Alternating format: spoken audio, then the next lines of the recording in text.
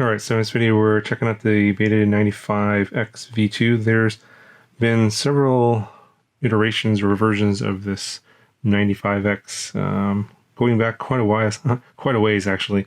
The original 95x not inverted like this in pusher format and standard format. I think I made a video sometime in January, end of January, I believe, this year. So this has been out for a while, and then I think sometime early April, I inverted it and put some posts. I think I posted some pictures up on my Instagram. I think initially I put something up here like a session 5, and I think I made a video, floated around. It was pretty heavy, and that was sort of like the beginning. And I had the Vista here in the back, sort of vertical. And sometime after that, I believe Tommy made his 85x or UMA 85, and it was based on the 2-inch version of the 85x inverted with the Vista in the back, I believe. Or maybe it was analog. I think the first that one might have been analog, and then later he came out with the 95x with the Vista in the back, also vertical. But now they have put the Vista in the back horizontal, and there's we'll talk about that. Some issues with that. I'm not really sure why they did like that, but they basically have a new bottom plate here on the 95x V2 that allows for the mounting of the Vista in the back here, and then they have a new system for mounting the HD camera on these 3 blue rubber grommets that do the vibration dampening. They do have 2 different mounts here, one for the Insta360 Go, and you'll see footage from that today. You guys have seen plenty of footage from this on my channel already. I think I have a playlist. I'll link that in the description with all the videos on the Insta360 Go. Not going to really talk too much more about that, but later on I will, in another video, I will put the GoPro Lite or the naked GoPro mount on here instead. It basically mounts to the same spots here that the Go mount goes on, and then we'll have the naked GoPro here, and this is the V2 case. Also did a video on that as well. I'll link all of these videos down below. There's been plenty of content on this on my channel, so I often get questions, can you make a video on this, can you make a video on that? Probably already made a video on something in the past. So yeah, check my channel, check the playlist, check the links down in the description. You probably will have some content on that in the past. But yeah, if you want to see more in the Insta360 Go, there'll be links to that down in the description. But yeah, other than the new frame, basically the carbon plate here and the camera mount, it's basically the same electronics, same 1106 motors, the same stack. They're using different props this time, not the gem fan. I think they were using the 2540s before. They were like blue. Now they're using these new D63 props, and you can see pretty, I don't know, not that close to the edge of the prop guard, but you're not really going to get much of a duct effect.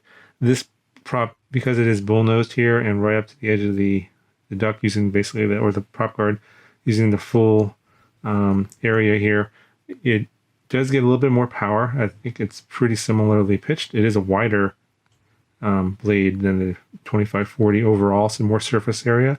So you do feel a little bit more power overall compared to the 2540. It is significantly noisier because of the bull-nosed prop design than the 2540, so something to keep in mind. Now, for those of you that got the 95x V1 that was upright, you probably recognize this here. This was originally 3D printed, and a lot of people broke the camera mount here because it was 3D printed. But they've now made this injection molded plastic now. I think the shipping versions of the V1 probably use this now, but they've basically are reusing this as a landing gear, and this keeps the back of the quad up off the ground. It's kind of hard to see, but you can see right here, that's the back, and then the very front of the ducts here is the front. So it will kick up a lot of dirt and stuff. You want to, and I'm not really sure if I like that hole there. You may want to do some conformal coating if you're going to be, say, flying over wet grass, for example. That will probably fry the flight controller or the ESC, so you may want to do some conformal coating, or at least cover up this hole with something and, prevent moisture from getting inside there. But you know, I kind of wish they would change that as well. But you know, it is what it is. So the camera here is actually the Caddx Nebula Nano camera. So I think in the original 95X I did way back in January, it came with Vista, so there's the DJI camera, but now they're trying to obviously keep the weight as low as possible, so they're using the Nano camera. And this, the version I have here is the second version, the fixed one, not the first one. So I'm not sure if that's going to be the case for everyone. You know, sometimes there's like old stock cameras and they kind of sometimes sneak in. So if you are, you know, want to be 100% sure that you're going to get the updated version, I can't guarantee that. So just letting you know that, you know, I've seen it before. It's possible that some people have gotten the old camera and that's not a very good one compared to the newer one. So something to be aware of, but this is the cameras that they're using. So in the back here, they are not using the standard Caddx antenna. They have a new left-hand circular polarized little micro antenna. It's BetaFPV branded, I believe, and it's short here. I didn't have any reception issues. I was flying all over the parks and stuff, you know, flying from inside my car. Of course on 700 milliwatts and no issues in terms of latency or signal breakups. So, you know, at least for that, it was working fine. Now, I'm running the Crossfire receiver here, so in terms of controlling, absolutely no problems as well. The Crossfire receiver isn't in a good spot. It's underneath this carbon plate here, and you do have to take the battery strap out to sort of pull the receiver back a little bit, and you'll be able to hit the bind button here.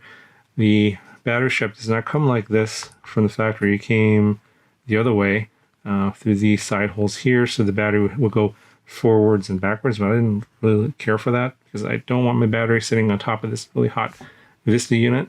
So I flipped it to be sideways like this. So I have a side-mounted battery like so, and I'm using these longer batteries. This all-line Force 450 is perfect for this setup here, and just have it in a sideways setup like this. So you just have to basically pull the battery strap out and then snake it through front and back like this, and it works totally fine. Now there's also this connector here that goes to the naked GoPro, and this goes into the back here. And it's already pre-wired up. Obviously for the Insta360 Go, I'm not using that, so I just kind of stuck it into the battery strap here to secure it. Otherwise it might get sucked into the prop, so you want to be careful of that. Okay, so something to note here is the way this is set up, and with the Vista like this, and the Crossfire antenna, you can see is running from inside there, the center of the stack, around here, the USB-C port, and then you can see it's snaking around this way here. And they have the antenna secured with tape on the back, which is fine. So you can see here the way that the prop is right next to that wire. And probably in a hard crash, that's going to get cut up, because it's literally, it's like just a couple millimeters really. It doesn't really move or anything. It's because it's secured on both ends, so it doesn't flop around. But I'm a little concerned about that. That's a little concerning. Another thing is they have access to this USB port here, like so, and they give you a 90-degree adapter to get in there, so you can do your activation and also your firmware updates for the Vista unit. You're going to need to probably unplug and plug this connector into something else to loosen it up a little bit, because I had a really hard time getting it in and out of this brand new Vista USB-C connector. And if you pull on it in the wrong way, it'll pop that connector off, and then basically the Vista will be totally toast. So do be careful when you use this. Maybe try and plug this into something else. Something maybe it's like you're not using or don't care about too much, and just to kind of loosen up this connector a little bit. Also maybe plug in another connector here, a cable or something if you can. But it's kind of tough with this angle. Yeah, it's just, I don't know what it is about this connector. It was really, really hard to put in and take out. I only did it once to obviously activate it and do the firmware updates, but the next time I do the firmware update, I got to use this again, and not looking forward to that. So be very careful when you use this, when you connect it to your computer. All right, so another thing that you guys need to know about is that there's a nut and a screw here, and the screw goes through this grommet and all the way through from underneath right there, and that is to adjust the stiffness of this top plate that's doing the vibration dampening.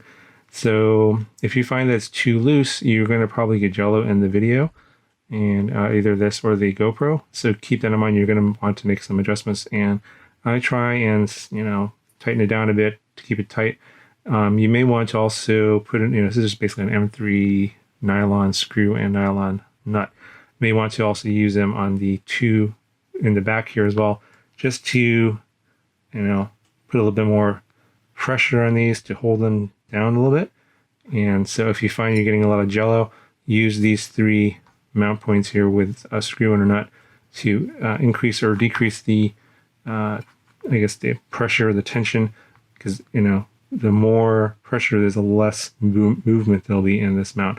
The idea is for it to provide vibration dampening, but depending upon your tune or whatever, you may get some vibrations that come through on certain stiffnesses versus others. So you have to play around with that to get rid of the jello in your HD video. Okay, so here's what it weighs. New battery with the Insta360 Go mount, 115 grams. Then add on the L-Line Force 450. And this battery is pretty good. I recommend it. Yeah, it's coming at 168 grams all up. And then if we throw on the Insta360 Go here, in this configuration, it's 187 grams. So just to let you guys know that there is a sale going on now through the 4th of September. I think it's like Labor Day. And you can get $40 off, $45 off the Insta360 Go, which is a pretty good price. I think that's the cheapest I've ever seen this. So if you're interested in getting this and doing some HD video recording, in some like nice tight spaces, this is perfect for that. And it's got really good image stabilization. So again, I've done tons of videos on this already, so check out those links in the description. But it is on sale right now, and there's a link to the sale at the Insta360 Go store down in the description as well. So check that out. All right, so in a later video, I will be posting footage from this with the naked GoPro setup here. That'll be in another video because this one's already way too long. But yeah, this one I think right now is only for sale at BetaFPV. In the 85X V2, the analog version, and the 2-inch of this, basically if you're just interested in doing the Insta360 Go stuff, that's going to be totally fine because that's not going to be able to carry as much weight as the Vista here. And I don't think they're going to come with the Vista version of the 85X, if you guys are wondering. But that one I think is also for sale at the Race Day Quad store. So if you're looking just to do analog, maybe a little bit cheaper, just for the Insta360 Go in a smaller form factor, 2 inches, 85X V2 is very similar to this. I think will perform very nicely. All right, ramble on long enough about this. Here is some footage from the Insta360 Go. Let me know if you have any questions, and I'll talk to you guys in the next video.